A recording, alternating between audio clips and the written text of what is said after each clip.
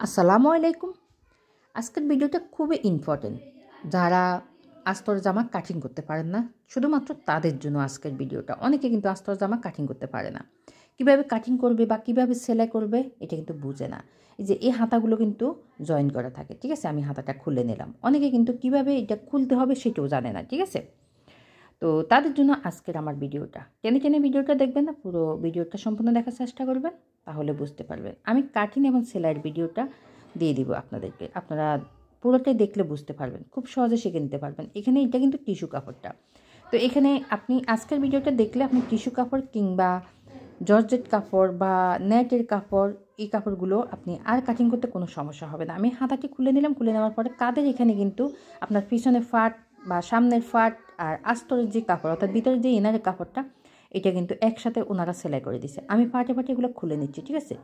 এই যে এই হচ্ছে পিছনের ফাটটা, এটা কিন্তু টিস্যু কাপড় এক কালার, আর এই হচ্ছে সামনের ফাটটা, আর এটা হচ্ছে ইনারের কাপড়টা। আপনি আস্তরের কাপড় যখন জামা কাটিং করবেন তখন কিন্তু আপনাকে ইনারের ভিতর কাপড়টা সঠিক নেমে কাটিং করতে হবে। তো আমি এখানে কাপড়টাকে 2 ফাট করে প্রথমে মেলে নিছি। এই যে এখানে কিন্তু খেয়াল করেন 2 ফাট আছে। একটা বাঁশ দিলাম, বাঁশ দিয়ে সাইড পার্ট করে নিলাম। তো বাঁশটা এমনভাবে দিবেন, আপনি গ্যার কতটুকু চান ওই পরিমাণ মতোই আপনি বাঁশটা দিবেন। এখানে আমি গ্যারটা দিব হচ্ছে নিয়েছি 13.5 ইঞ্চি, ঠিক আছে। অর্থাৎ আপনার উপরের যে কাপড়টা ওটা থেকে 1/2 ইঞ্চি কম নিতে হবে। উপরের ইনারের কাপড়টা আমি 1/2 ইঞ্চি কম নিছি। তো এরপর হচ্ছে লম্বার মাপটা নিছি। ইনার কাপড়টা এখানে আমার আছে কত 40 ইঞ্চি, আর আমি এই জামাটা লম্বার মাপটা নিব হচ্ছে 43 ইঞ্চি। তো 3 ইঞ্চি বাদ দিয়ে দিছি, ঠিক আছে। এই যে 3 ইঞ্চি বাদ দিয়ে আমার টোটাল লম্বা হবে হচ্ছে কত 43 ইঞ্চি। 1/2 ইঞ্চি সেলাই করার পরে চলে যাবে 42.5 ইঞ্চির মতো থাকবে। আমি সেলার কাপড় সহ 43 ইঞ্চি নিছি, ঠিক আছে। আপনারা আপনাদের পরিমাণ মতো লম্বার মাপটা বাড়িয়ে কমিয়ে নেবেন। এরপর হচ্ছে আমি কাঁধের অংশটা নিছি 7 ইঞ্চি, পুট গলাটা অর্থাৎ আর আরমহলটা নিছি 7 ইঞ্চি। তো এরপর একটা দাগ দিয়ে দিলাম, ঠিক আছে, এদিক থেকে। এরপর এদিক থেকে একটা বক্স তৈরি করে নিলাম। এখন নিব হচ্ছে আমি 1 ইঞ্চিতে একটা দাগ দেব। এই কর্নারে দাগগুলো দিলে কি হবে, আপনি যখন রাউন্ডটা মিলিয়ে দিবেন তখন ইজিভাবে মিলাতে পারবেন। আমি 1/2 ইঞ্চিতে একটা দাগ দিয়ে এখানে 3.5 ইঞ্চিতে একটা দাগ দিলাম। দাগটা দেওয়ার পরে এই যে দেখতে পাচ্ছেন হাতের সাহায্যে আমি রাউন্ডটা কত সুন্দর করে মিলিয়ে দিলাম।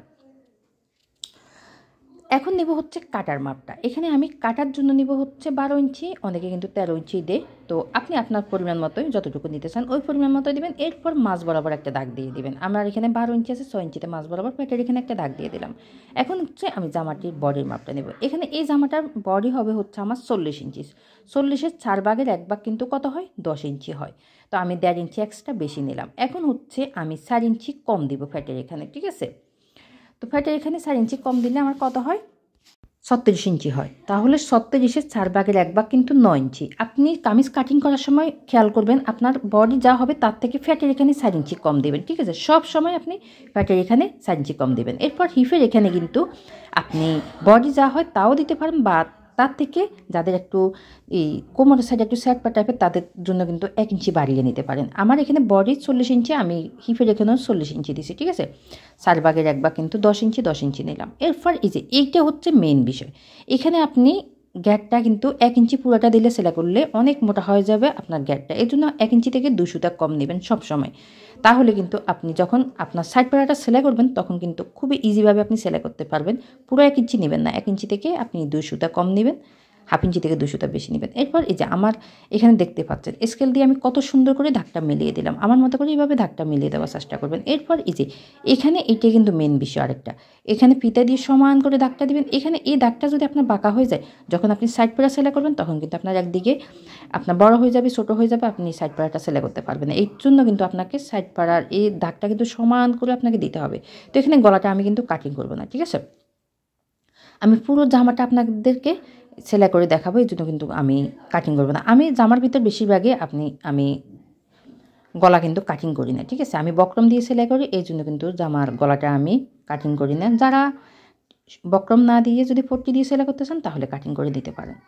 যতটুকু আপনারা গলার মাপ দেন ওই পরিমাণ মতো নিতে পারেন। তো এরপর হচ্ছে আমি এখানে ছোটো ছোটো করে কাট করে দিলাম।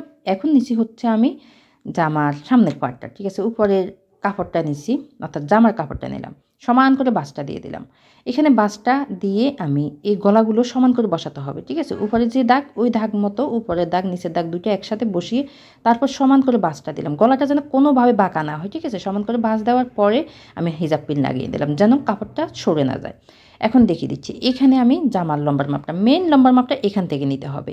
এখানে আমি নিব হচ্ছে কত, এই জামার লম্বার মাপটা হবে কত, 43 ইঞ্চি। আর 1 ইঞ্চি এক্সট্রা বেশি নিচ্ছি সেলাই করার জন্য। তাহলে কতটুকু নিলাম, আমি 44 ইঞ্চি নিলাম। আপনি ইনার কাপড়টা কতটুকু দিবেন ওইটা মেন বিষয় না, আপনি জামার কাপড়টা কিন্তু কতটুকু দিবেন লম্বাটা ওইটাই কিন্তু মেন বিষয়।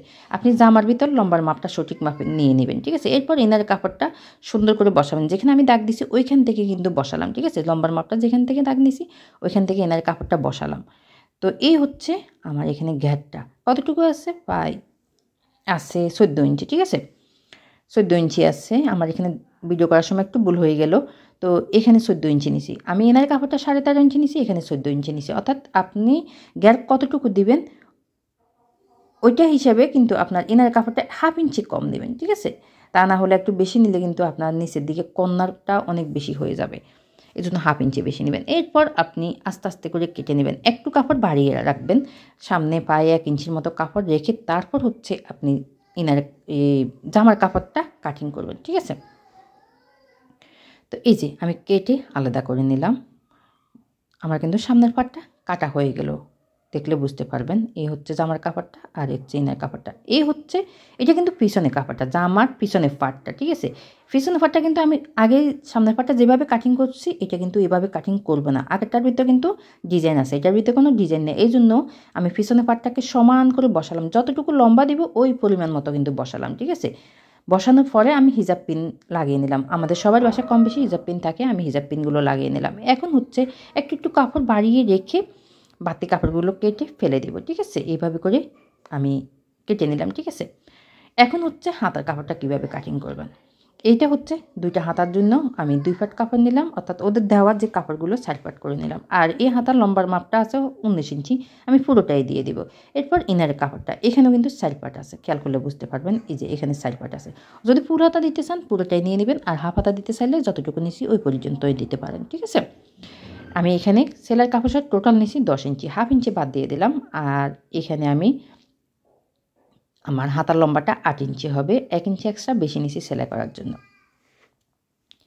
বাঁকা যে কাপড় ছিল ওইটা কেটে দিলাম, এখন 3 ইঞ্চিতে একটা দাগ দিয়ে দিলাম। এখন হচ্ছে আমি এদিক থেকে 9 ইঞ্চি নিব, অর্থাৎ জামার আরমহলে যা থাকে তার থেকে 2 ইঞ্চি বাড়িয়ে নেবেন তাহলে হবে, বা 2.5 ইঞ্চি বাড়িয়ে নেবেন। এরপর ফিতেটাকে সমান করে ধরে এই যে এইভাবে করে দাগগুলো মেরে দেবো। অনেকে কিন্তু এই দাগগুলো দিতে পারে না, আমার ভিডিওটা দেখলে বুঝতে পারবেন।